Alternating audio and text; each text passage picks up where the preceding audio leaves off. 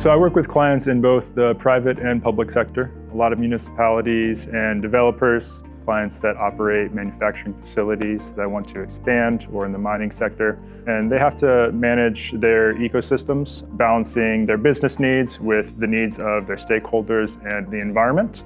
So we help them with that through ecosystem management and restoration. We offer a full suite of services from planning and permitting through construction and monitoring to post-documentation, modeling for the site for environmental flows, altered hydrology. We can do soil management as well as construction at risk. Geosyntec is a fantastic place to work, and clients should come to us because we offer unique solutions that you won't be able to find anywhere else.